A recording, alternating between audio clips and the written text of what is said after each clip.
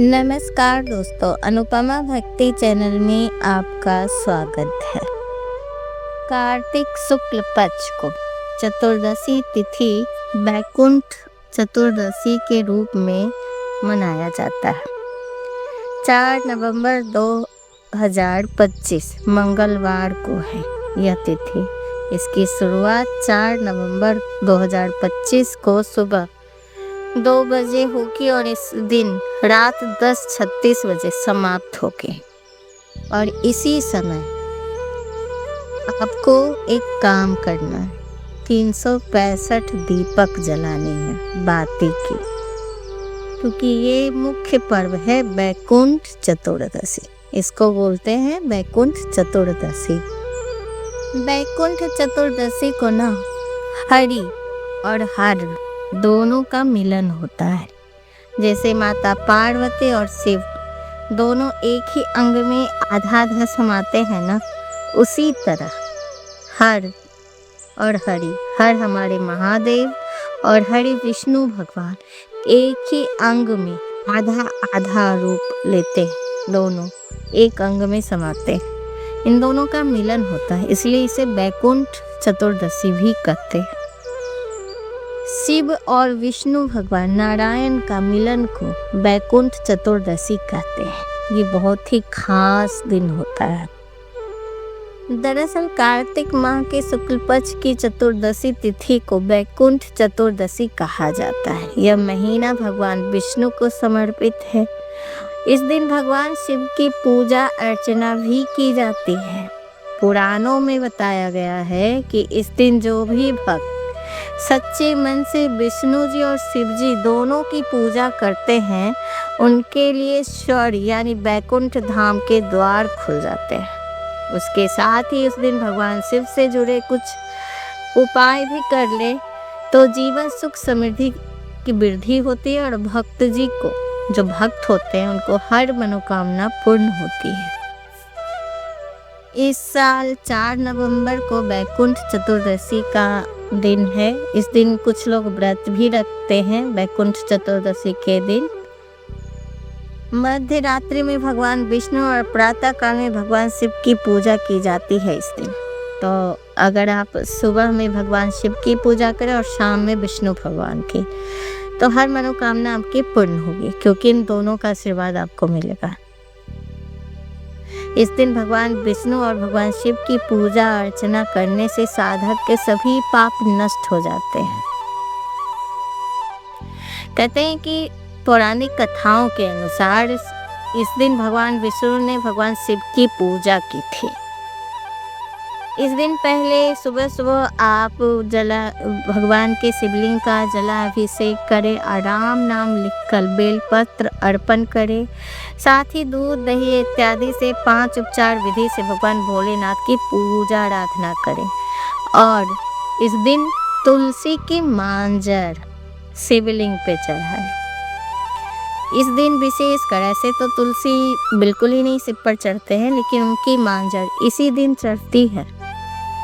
तो आप अगर इस दिन पूजा करें तो तुलसी की मांजर शिवलिंग पे चढ़ाएं, बेलपत्र राम लिखकर चढ़ाएं, पुष्प अर्पण करें और साथ में तुलसी की मांजर चढ़ाइए और एक बेलपत्र ओम नमः शिवाय लिखकर, अगर आपके विष्णु भगवान की मूर्ति है, फोटो है, तो उन पे चढ़ाइए।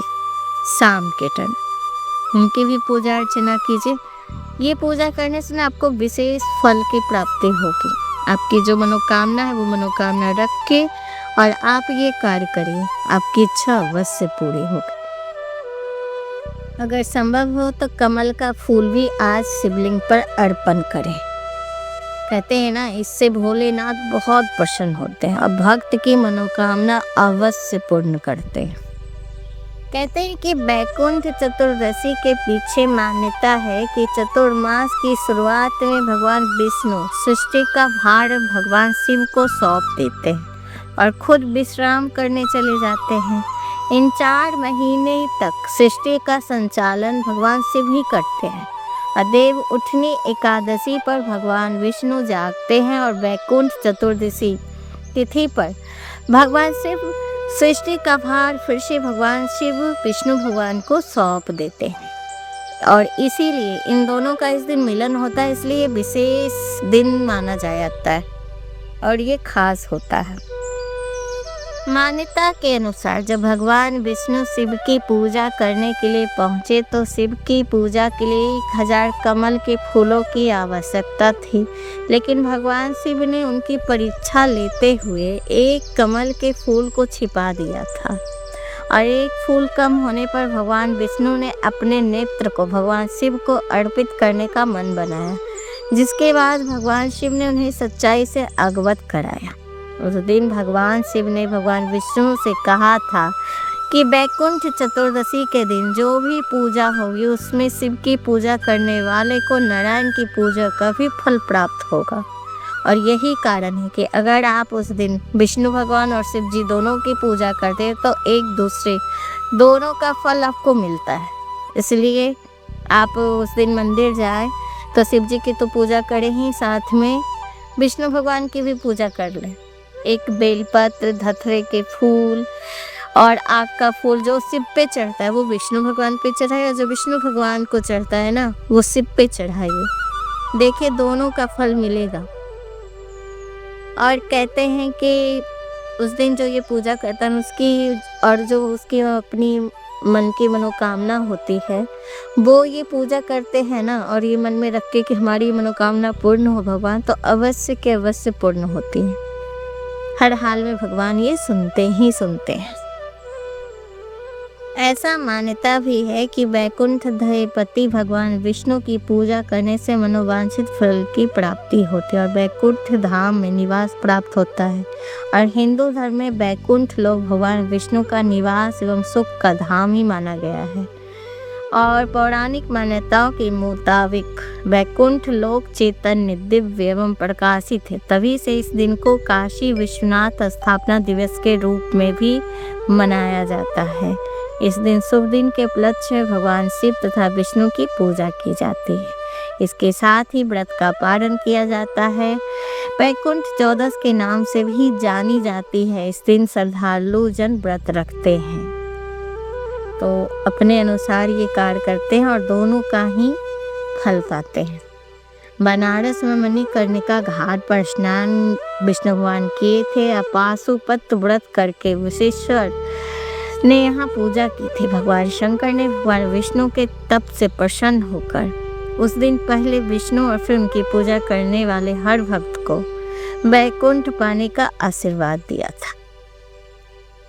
वैसे तो कार्तिक माह में कुछ तिथियां हैं जिस दिन आप 365 बातियों के दीप जलाते हैं तो आपको साल भर दीपदान का फल मिल जाता है। जैसे कि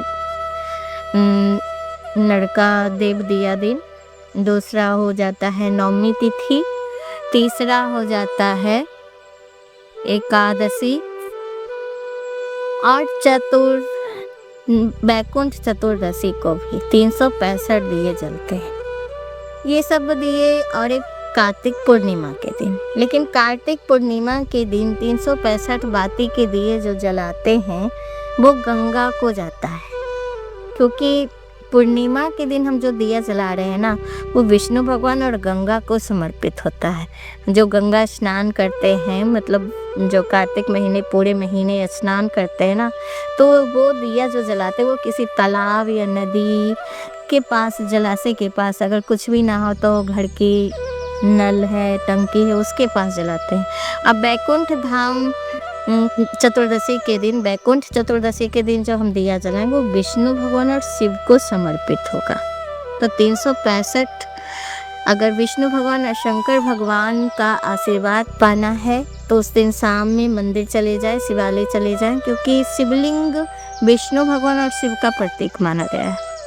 तो आप वहाँ अगर नहीं संभव है तो जहाँ विष्णु भगवान की मूर्ति है वहाँ भी आप जाकर 365 बाती बना लें और वो आप वहाँ पे शुद्ध घी का दिया जलाएं। गाय का घी अगर घर में है तो उससे जला लें, अगर वो नहीं है तो तिल का तेल में उसमें भी आप जला सकते हैं।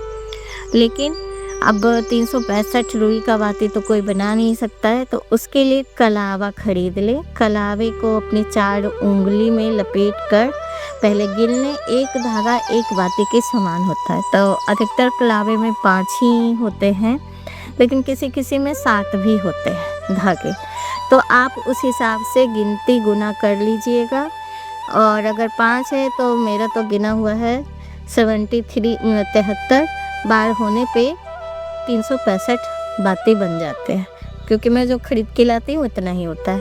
उसी कलावे को ऊपर से लपेटने के बाद ऊपर से एक कट लगा दीजिए, एक नीचे से कट लगा के और एक धागा से बीच में बांध दीजिए, ताकि ये फैले ना, गिरे ना, कहीं कुछ ना हो। और फिर वो बाती में रख लीजिए। अब दिया अगर बड़ा नहीं है, मिट्टी के दिए में ही जलाइए अगर बड़ी दिया है तो। अगर वो संभव नहीं है तो आटे की दिया बना लीजिए, या फिर वो होती है ना नारियल, उसके खोपड़े में भी आप जला सकते हैं बाती, आधे खोपड़े में डाल के। तो आपके पास जो संभव है उसमें डाल के और ये बातें दिए जलाइएगा। लेकिन कार्तिक मास में दीपदान का बड़ा महत्व है, मैं बार बार ये हर वीडियो में बताई हूँ। तो 365 दिए अगर जलाने हैं और शिव और विष्णु भगवान का आशीर्वाद प्राप्त करना है तो बैकुंठ चतुर्दशी को जलाइए। और अगर गंगा माता का आशीर्वाद पाना है तो आप 365 बाती, लेकिन किसी तालाब के पास, अब नहीं संभव है तो शिवलिंग के पास भी मंदिर में जाके आप जला सकते हैं। लेकिन आपके घर के पास नदी है, तालाब है तो उसमें जला ले।